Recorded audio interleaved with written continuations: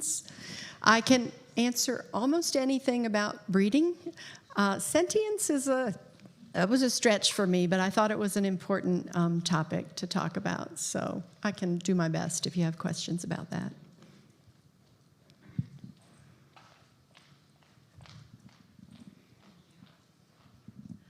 Hi, I was just wondering, what do you feed your captive bred Zoe and Megalopa? That was one of the really big things we had to figure out, because I don't think scientists knew exactly what they ate. They're in the ocean. How do you study that, right? How do you figure out what a microscopic creature is eating in the vast ocean? But a lot of people had experimented before me with things that they ate. The biggest breakthrough that I personally found was from a woman in Germany who was also trying to breed, and she started adding nanochloropsis, phytoplankton, to the water. The same sort of thing you would feed corals. And that made a huge difference. I didn't have it the first year when I only got like 200 to land. When I used it in 2018, I got 700 to land. Other things led to that success, like obsessive dedication and determination to get more than 200 and beat my own record, but that's been the most successful year. I haven't repeated those results. It's, as you saw in the video, it's very tetchy, as they say in Appalachia. So, I don't know that I'll ever be able to repeat those again. But anyway, food. So that's the very first thing I give them. It's in the water when I move them to the chrysal, excuse me. Then the next thing I give them is something called instant baby brine shrimp, which you can buy in a little jar. I've tried giving them live brine shrimp in the first stage, but as we saw, if you saw Dr. Tudge's talk yesterday, they don't have all the necessary apparatus to catch bigger things. They seem to be able to, with those little feathery appendages, they seem to be able to capture the phytoplankton, which to me is just green in the water. I can't see the individual molecules of it, but they must be able to get it. We've come to believe, too, that we know there are lipids in phytoplankton, and we've come to believe with our adult hermits, too, that fats are very important in the shedding process. And the zoe are shedding 5 times, at least in Clypeatus. So I think that may have been part of what helped, too. As they get older, by stage 2 or 3, I start to feed live Artemia, hatched brine shrimp. And but you have to hatch that separately because you can't put the egg casings in the water. If you do, the larvae will eat the egg casings, and then it will clog their digestive tract, and then they die. So there's all these weird things that we keep finding. But yeah, so live brine shrimp. Then Stacy Boltz has done a lot, wherever she is, to help with the food. She's like an expert on hermit crab foods, turns out on larval hermit crab foods too. She could even, if you want to find her later and ask, but copepods, anything very small that can be added, especially if it's ground. But then you have to be very judicious in how you feed. It's easy for us to think, oh, that was nothing that I put in there, but it's a lot. And if they don't eat it all, it rapidly starts to foul the water. And so you don't want to feed more than they need, but you want to feed enough. So there's this whole dance of learning what they will eat. The best thing I found once they were eating live Artemia was just at night, because I have to have sleep during this process, or I go a little nutty, and even then I go a little nutty. But at 7, I would turn off the light. I would put a ton of nanochloropsis in there and a ton of newly hatched brine shrimp. So overnight, they could be eating. The brine shrimp are alive, and they're newly hatched, so they're not pooping yet, so they're not adding to the bioload. The nanochloropsis is using nitrogen, nitrates, things that are helping to keep it going. So anyway, I just gave you way more information than you probably wanted. But yeah, it's a real delicate dance, and we're still learning, Thank you. And then, hi. Yeah. I think you touched on this in your Radiolab talk, but how did you go about preparing shells for all the different growth stages that you would come across? Yeah. I feel like every time someone asks a question, I go, that was the hardest part of this. But that was also a really, really hard part. We don't know what they wear. What are they? They're just like adult hermits. They're very picky. And as you saw in that very first video, on my finger, those shells are sand. If you saw that on the beach, that would be sand to your brain. So the very first time I found some coral sand, and I got a magnifying glass, and I picked the smallest little spiral things that I could find out of there. And those were very successful, but you have to buy a lot of coral sand to find a few little shells, and that was starting to be expensive and wasteful, even though I use the sand for other things. So lately what I tell all the people who are working with me to try to crack the code of breeding is if you go to Etsy and you make a search for sailors' valentines, shells used for sailors' valentines, those are in the Victorian era, women, when their sailors were at sea, would find little tiny shells, I guess, on the beach and glue them onto paper and make these elaborate. And they're just these tiny, tiny shells. Jeannie Singhas, who has been wonderful, she sends lichen for the babies, which is the first thing I put them on land. She sent me a casing of whelk larvae that we saw in the video, Angela's video yesterday. And she painstakingly picked all the larval whelk shells out of that. You have to use plastic tweezers, and if you put any pressure at all, you just smash them because they're just so thin. But they love those because they're light. It must be the right shape. They are a sinistral shell, but because the megalopa haven't morphed yet, and like Dr. Tudge was talking about, they can fit either way. They haven't changed their morphology on one side or another yet. So they often wear those out and then find something else. But another hard part of that is you have to then find those shells when they're done with them, save them for the next time, wash the baby clothes, So the shell, and they're just, it took me forever to have the right amount of pressure to move and transport them and not crush them. And then when you have a baby in it and you're doing that, it's even more nerve-wracking because you don't want to crush them. And I never did, fortunately, but I always was sure I was gonna.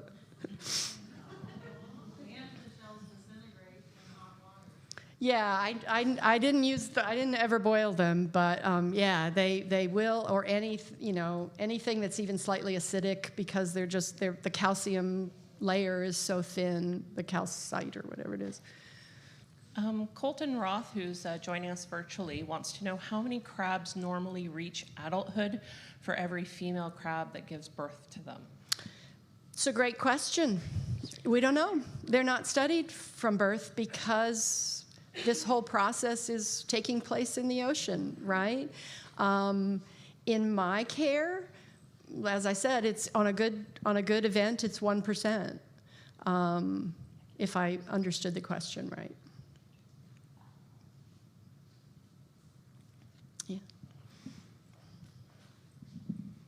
How did you come about, to the evolution of the chrysal and the filtration to keep them clean?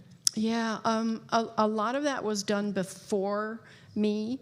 Shout out to a couple of breeders in Germany who are on the HCA. They have names that are, their handles that might not mean anything to anybody, but Nalide and wolf nipple chips. Shadow Hafner in Alaska. She actually sent me an incredible number of wonderful shells. She inspired me tremendously. She never got any to land, but the process was mesmerizing. She took incredible pictures of the whole process that just... I just like, you know, like you don't know what your obsessions are going to be until you see them. And it was like, oh, could I do that? You know, and it was just incredible. And then seeing the little babies. So, and then Sue Brown in Australia, her crabs, the variabilis, they only have they have one larval stage and then they go to megalopa. So they're all coming out of the water in a week.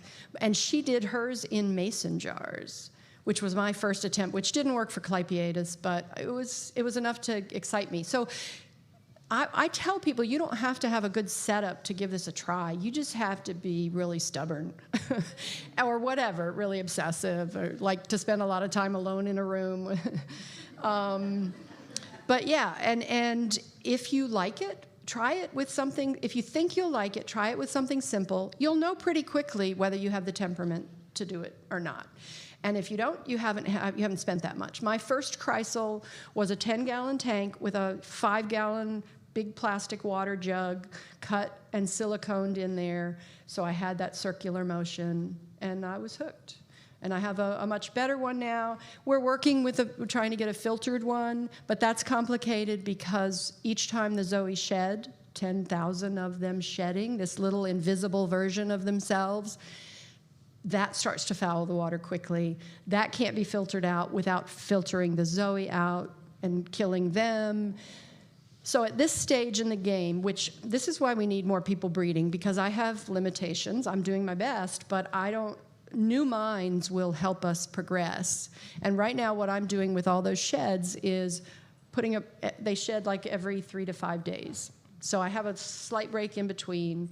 There's a few sheds, then there's the big shed day, then there's a few more, then there's a break, and so on. So on the very busy shed days, I put a very bright light over the top. I have a little weird siphon I made out of airline tubing and a straw, and I sit there, and I watch, and then, you know, I activate the siphon, and I try to get all the sheds out of the water. And that, other people have tried different things. They've tried removing the whole water. Like, you have to do what works for you, right, in order to be able to continue to do this. That works for me. Other people have found other methods, but none of us have cracked the code in a way, in my opinion, that makes it any kind of viable enterprise. And that's where we need to be if we're going to change the industry. Don't get me wrong, what we're doing now is changing the industry because people are understanding what the life of a hermit crab, how hard it is. You know, I think it's making them value them more because they see from day one what it entails, even in the wild. So I do think we're making a difference, and Hermit House is working really hard to make that difference exponential as we go, as each person comes on board and starts helping with the process. Okay, we have another question from Christine Drown virtually. She says, "Hi, Mary. I'm curious, after listening to your talk of ethics in relation to hermit crab captive breeding, how has this transferred to how you view sentience with other living beings?" I don't think it's changed that much. I think I'm one of those people that has always felt that animals have souls. So this was my look into it was just trying to prove my point, really, like, you know, just try and make the case for it. That's why I made that in the title, right? Like I sort of already felt that, but I wanted to see if I could put into words how I got there, how others might get there too. So I think Jeff had a question in the back. Jeff's a fellow breeder. He gave it a shot last year. Hi, Mary. Hey, Jeff. My question, kind of like a 2, maybe 3-parter, is for so long people have said, it can't be done, you can't do it in captivity. The first time that you saw your crabs have eggs and lay them, was it the first time that you actually attempted to do it? And if not, what was the difference that made you say, I'm going to try? What was that motivation for you? It was the first time. For whatever reason, good or bad, I'm one of those people when you tell me something can't be done, I'm like, we'll see. We'll give it a try. That's your position. Let me try it. And that gets me into problems sometimes. But in this case, I think it benefited the hermit crabs and our larger community and everything. So what was the second part of the question? Oh, I answered it because I didn't have to. Yeah. So I'm really stubborn. I'm really, I like being by myself. I don't have this is really hard for me. But put me alone in a room, right, with a pipette, and, I can do that forever as long as my neck and back and everything hold out. So I just have the right temperament for it, and I just leaned in, right? The crabs did their part, and I wanted to honor the fact that they trusted me with their eggs, right? Let's see if I can get your babies to land. Let's see if we can change the industry. Let's see if we can get people to value hermit crab lives. Let's just see. And here we are. We're seeing it. All right, we have another virtual question from Christine Sandberg. She says, Mary, how does it feel standing where you are today when you think about the last time you stood up on the CrabCon stage and talked about captive breeding? I'm someone who tends to look forward and forget to look back, so thank you, Christine. It feels good. It feels really good. I need to, we've come a long way, baby. 2019 was thrown together in like 2 months. I contacted Stacy. I was like, I got all these babies, and I don't really want to ship them. What do you think about a hermit crab conference? And we were both like, oh, my God, no. Oh, no. Why would we do that? And then we did it. So. Hey there. Yesterday we had a session on emergencies. What kind of a setup do you have just in case there's an emergency? You have a power outage? Yeah, that's a great question. When I lived in Lockport, I just had my anxiety to kind of that was my setup. Oh God, please don't go out, power. And I did get some of the little battery packs that you can get for aquariums that will run a bubbler, and but I never had to use it. Thank goodness.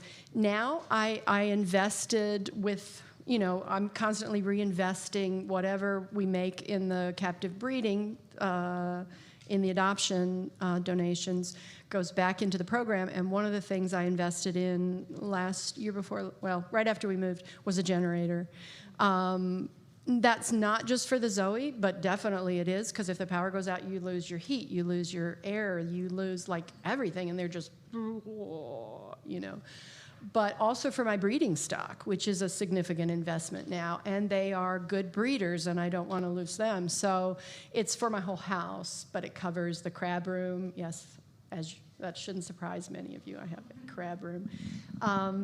And then I do most of the breeding in the garage, which isn't ideal, but I have a very small house I'm making do with. That's another thing we're all doing, is all the breeders are trying to figure out how to fit it into our lives, and it's tricky. But so I have a generator now.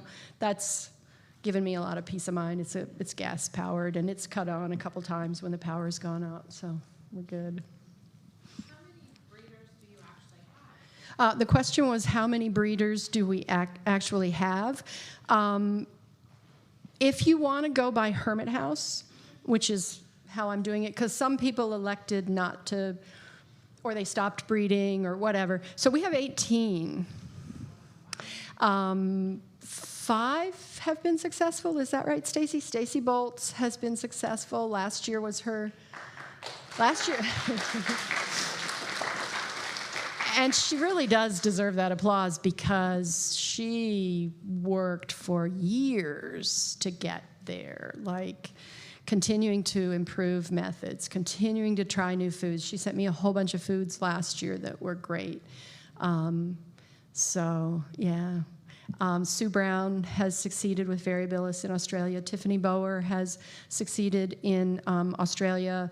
Just a very few, but it doesn't matter. You get one on land, that's a success. That might be a success in the wild for a breeding event too. If you get one animal to carry on your genes, one of your offspring, that's a success. Tammy Wyke, who we've seen her videos several times. We didn't play it this year, but it's on the CrabCon YouTube channel. Meet Me Under the Microscope is the title of it. In 2008, she got Clypeatus to land and Cenobita lila to land. At the time, they were called Indonesian blueberries. And told I have 4 or 5 people, like, I didn't know. She put on her website that she had eggs and that she was trying and never put that she had success. So I, for a long time, thought I was the first one in the U.S. And then I learned that Tammy had this amazing success. So she's not breeding now. She just kind of wanted to contribute to the knowledge, see if it could be done. She loves her hermit crabs. She runs the Hermit Crab Patch, if any of you guys have purchased foods from her. She's been doing it for years. They're wonderful in the community. She contributes every year to CrabCon. She had a family emergency this year and wasn't able to contribute, but I'm sure she'll contribute next year. But she's not actively breeding. But we had a bunch of people join the cause, the attempts last year, because Darcy Mads. Why did I not mention Darcy, my right-hand woman? She's like ubiquitous, so that's why I didn't even mention her. She's had tremendous success. She, in 2021, got a bunch of Clypeatus to land all by herself. She'd been working with her 2 daughters. She had to go back to school. Her crabs threw another batch of eggs in the water after they'd had heartbreaking losses and unsuccessful attempts. And she was like, I'm going back to school. What do I do? And this is why this is so important. She wanted to give it a try, but she had the constraints of teaching full-time. And she was like, well, I'll just do what I can do. And she invented, discovered, whatever, targeted feeding, where she would bring a light and put it right up next to the chrysal, and they're light reactive, so they would all come to the light, and she would put the food right there and direct feed them. And then we all have sort of different methods, but that was super helpful. And she wouldn't have done that if she hadn't had to, right? So this is why we need a lot of people try. Yep, Cuttlebone, that we've been doing for a while. That's a really good addition. We don't know exactly if they're eating it, if that's the calcium, if it's helping the calcium in the water. There's a lot of mysterious things. But I got off track. Last year, Darcy, that's where I was coming from. Darcy, brave, wonderful Darcy, agreed to ship some of her extra Zoe because she was, just up to here with Zoe. She has a lot of crabs. And the other brave person on the end of that was Kelsey Fainer. And they agreed to receive the Zoe. And we were like, oh, we don't know. We've never shipped live, small, larval hermits. Thought we couldn't do it. We said, why not try? We'll just see. They don't have anywhere to go anyway. They might die. We'll try it. It was amazing. Was it not amazing? They all survived. How did you ship? Well, there was a lot of thought that went into that. I shipped them overnight. Well, I counseled with Darcy. And then I subsequently shipped a whole bunch, so that's why I said I. But Darcy did it first. She shipped them overnight. We increased the salinity slightly so they would be more buoyant. We put a whole bunch of nanochloropsis in there, like 3 times what they would normally have, so they'd have something to eat, so they'd have more oxygen. We aerated the water very well before we closed up the bag, but we used it like a fish shipping bags and sealed it up, put them in, sent them overnight. I have since sent to, I can't even remember how many people last year, 5, 6 more people who tried. All their attempts were unsuccessful, but almost everyone fails the first year. I just tell people, if you're going to try, just plan to fail. See if you're good at it, see if you like it, see if you want to do it. But yeah, so those things are what really helped us. I think those things made a difference. Higher salinity, more nanochloropsis. We didn't add heat packs. We didn't add bubblers. We thought about that, and then we were like, this is so hard. Let's try the simplest thing first and see how it goes. And it went. So. One of the bags that I got had even tipped and started deflating a little bit, and even the babies in that one, like we were all kind of freaking out when I took them. Oh, no. Even that bag was perfectly fine. Like we were astonished by just how sturdy they were with the whole process. Yeah. The thing we did try to manage was shed days. So sometimes they would be spawned on a Friday, and you can't ship overnight on a Friday. So we had to wait till Monday. And then if a shed day was coming on Monday, we were like, well, we'll just wait one more day, get them through the shed day, ship them when we know they won't be shedding to foul the water. It's just the calculations are kind of ridiculous and mind-blowing. But, if you like that kind of thing, join us. So I have another virtual question from Clover K. She says, Mary, do you notice your baby crabs' personalities more than wild-caught crabs? Are babies' personalities more noticeable and different or unique? I have adopted out over 200 over 200 adopters. So I would love to hear their answers virtually, but I'll just say, yeah, I think so. I think they're less shy. Stacy had a bunch that she took to shows, and it's not. I mean, we just talked about Sentience, right? They're individuals. We have shy ones. We have outgoing ones. For the breeding program, for the second generation, I select the ones that are the most sociable, least afraid, have the best coloration. And I debated on this, but slower growth habits. They don't seem to be any less healthy when they grow more slowly, and I think that makes them more desirable to the adopters to have babies longer. So those three characteristics are what I select for in the second generation. I have recently shipped, I think it was 5 of my 2018 babies selected specifically for those to Josh's Frogs, and they are behind the effort, and they have an aquarist on staff who is now going to try captive breeding with the support of a huge company behind them, not in his garage, like in the, so this is really awesome. And there are captive bred babies hand-selected to pass on those genes. So Stacy Bolts has donated some of hers, Darcy Madsen. So we have a little more genetic diversity because all of my crabs have the same crab daddy. He's a stud. So we're trying to Kermit. He's really, really a hot crab, I must say. If I was a female crab, yeah, I'd be right there. So yeah, we're trying to keep all these things in mind. Like I said, I specialize in long-range projects. Yeah, Dr. Tudge has a question. Let's hear what he wants to know. I'll come back to you. Speaking of studs,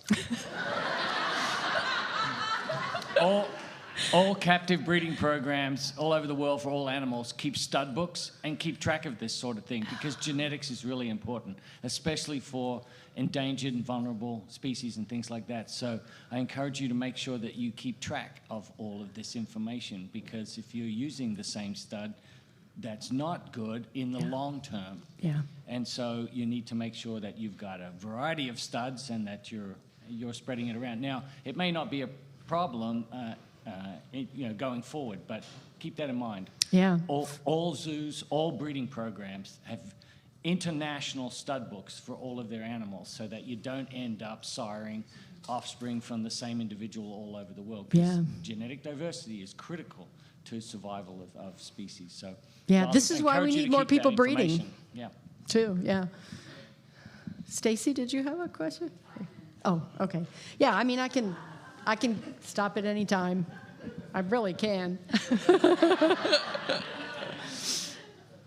Yeah, one more.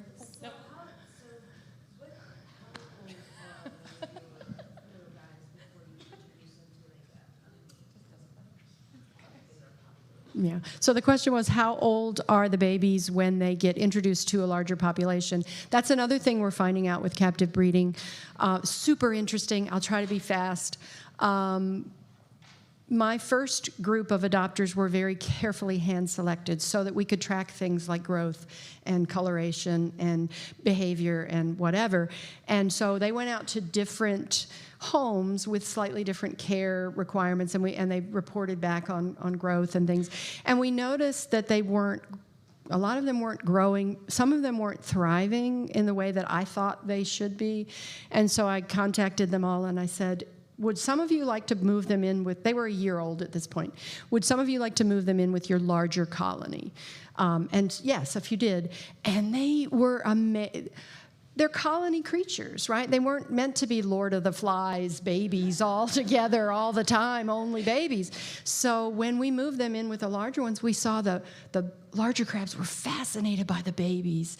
And then the babies would like climb on top of the larger ones. I saw what to me looked like mentoring at different times, you know. So a year is when I adopt them out. A year or two. Sometimes the slow-growing ones. So that's another thing. You breed these guys, you get them to land, you gotta house them for a year or two. So nobody's gonna do that for $6 a crab, right? That was another calculation. I have to value these crabs.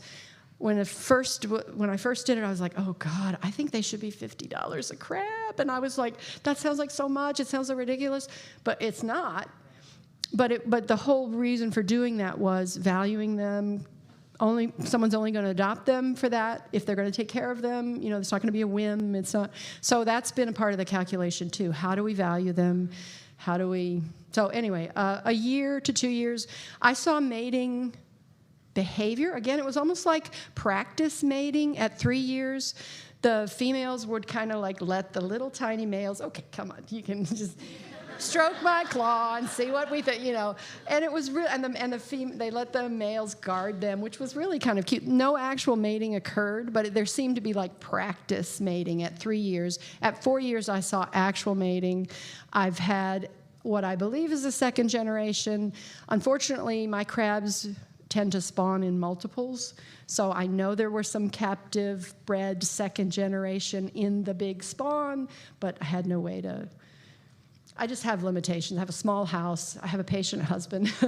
I have to work around my life, and I don't have a lab. I'd like to keep these things separate, but I just do what I can. Safe, after about a year and that size with other crabs, I don't think anybody found any issues whatsoever with, they're very gentle with them. Are they all the same variety, or is your crab population varied? It is now. It wasn't in the beginning. The only thing I succeeded with was Clypeatus. Since that time, I've succeeded with Perlatus, only one, I think, surviving. Ecuadorans, only one surviving. That's Compressus. And then Lila's. We got Cenobita Lila last year. Darcy got a bunch, and I got a bunch. She shipped hers to me. They've been in with other crabs. The species have mixed. In 2020, I had 2 species. I had to raise them together because I didn't have space for 2 separate tanks. They were fine. I had trouble telling them apart until they got old enough. But so I'm sorry. I'm going into the next person's time. Thank you guys for loving crabs. And